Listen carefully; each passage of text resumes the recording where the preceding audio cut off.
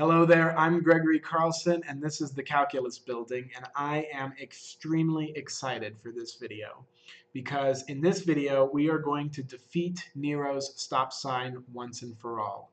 And I hope that this video will be one of a few that are just going to really help you see the power of calculus. Just as a quick recap, Nero ran a stop sign that was on the road, and he was traveling at a rate of f of t equal to t squared. And he ran a stop sign at time equal to 3. And we went through a really long process, and we did the limit of his average speed. We approximated it from the bottom, and we approximated it from the top. And from the bottom, it appeared that it was approaching 6. It was going 5.8, 5.9, 5.99, and from the top, it was also approaching 6. 6.2, 6.1, 6.01, 6.00001. And so we were pretty sure that his speed at a time of equal to 3, we were pretty sure that it was equal to 6. Okay? But it took a while to figure that out. Well, there's a problem. At time equals 5, there's another stop sign. And he ran that one too. And we could go through that entire process again, and if you were a police officer, you would, and a calculus police officer, and you would have discovered that his speed would have kind of approached 10. That it would have gone 9.99 on the bottom and 10.01 on the top. There was another stop sign at 24. And if you had done, and he ran that one too, and if you had done the analysis, you had discovered that his speed would have approximately equaled 48 as you approximated it from the top and the bottom. Do you see kind of a pattern here? It seems like no matter where the stop sign is that he runs, it seems like his speed is double the amount of time that has passed on his journey. And that, in fact, is exactly what is happening. And let me show you why. We're going to calculate our first derivative, which means we are going to calculate f prime of t. Okay? So rather than doing an approximation,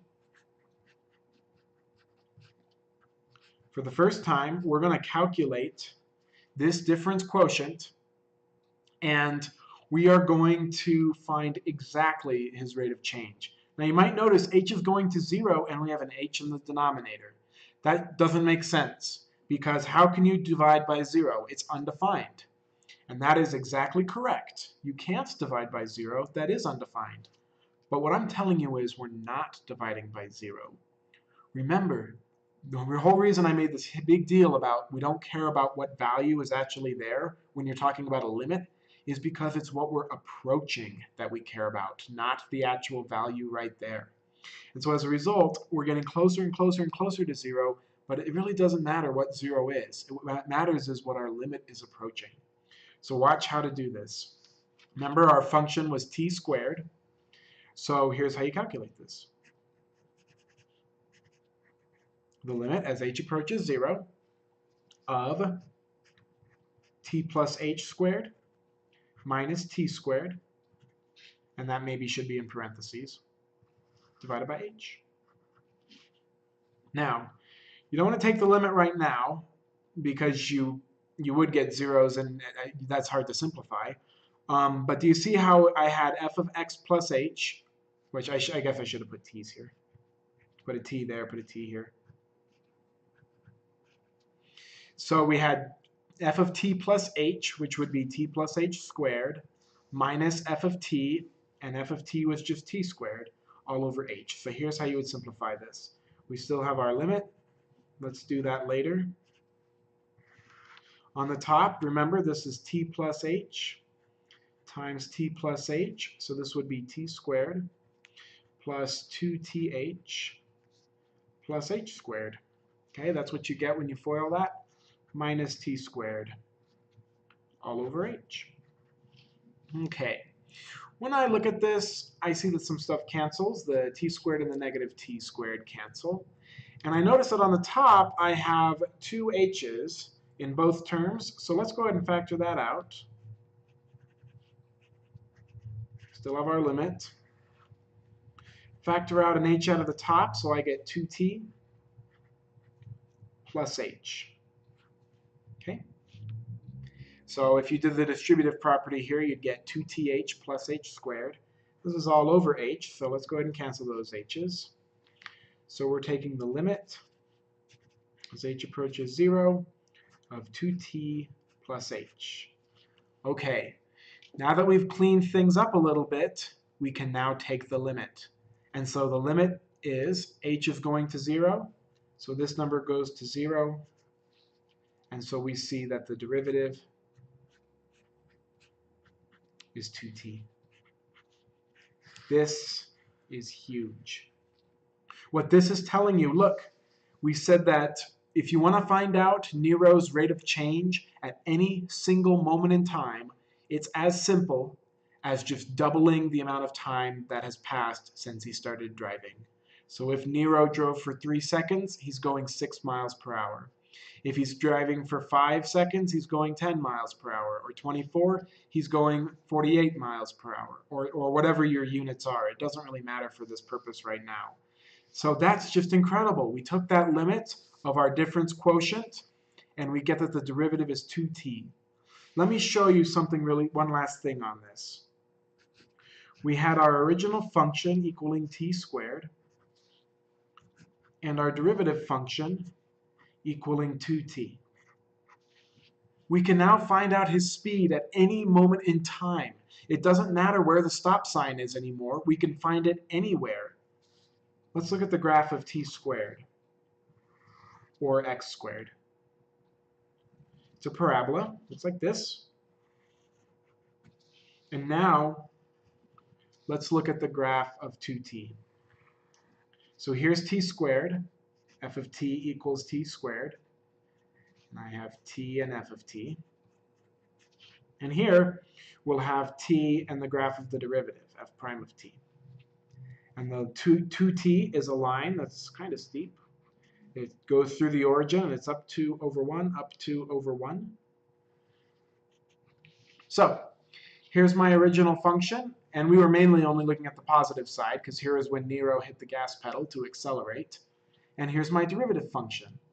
So what your derivative function tells you is the instantaneous slope anywhere on this line. So in other words, at time 3, we have a dot right here. The slope of the tangent line at that one point right there, to find out what that is, we just come to this function, our derivative function, come up, and we see that the slope right there is 6. Because remember, it's up 2 over 1, up 2 over 1, up 2 over 1. What about the slope at 5?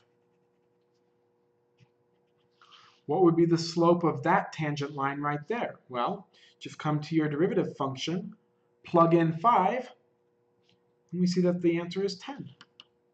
So the slope of that line right there is just the value of your derivative function at the same t value. Check this out. It also works at 0. Do you see how our vertex of our parabola right there? That tells us the fact that our derivative function is going through the origin means that at that one single moment in time, we weren't traveling in any direction. Our speed was 0. Okay? Now, I'm going to get away from the application a little bit, because if we were going negative time, that doesn't really make sense for our application. But I just want to show you that the derivative also works for the negatives. Let's say you wanted to say, what is the slope of this parabola at -4? What is the slope? Well, what's the instantaneous rate of change, or what is the slope of that tangent line, a tangent line that's only touching the graph in one place right there? Well, again, you just come to your derivative function, you plug in -4, and it would tell you -8. And so look, while our graph is falling, our derivative function is negative. While our graph is growing, our derivative function is positive. And where it's 0, where we're flat, where we're not moving, our derivative function was 0. So this is the distance you've traveled, and this graph is kind of like your speedometer. It tells you how fast you're going. And notice, as this gets steeper and steeper and steeper up, steeper and steeper and steeper, our derivative function gets higher and higher and higher and higher. And as we get steeper and steeper and steeper negative, our derivative, our speed, goes steep. The value increases, increases, increases. So I hope all of this makes sense. It's incredibly powerful that we can just take a function, take this limit, and figure out the derivative. And it's just incredible to me that the instantaneous rate of change of this parabola is this line right here. And you can find it for any point you want. And we're just getting started. We're about to see that this is even more powerful because we're going to find the derivative of pretty much any function you want. So I hope you're excited. I hope you're glad we finally defeated Nero's stop sign. And in fact, it's only going to get even more mind-blowing as we go. So I'll see you in the next video. If you liked this, I hope you will like and subscribe. And I will see you in the next video.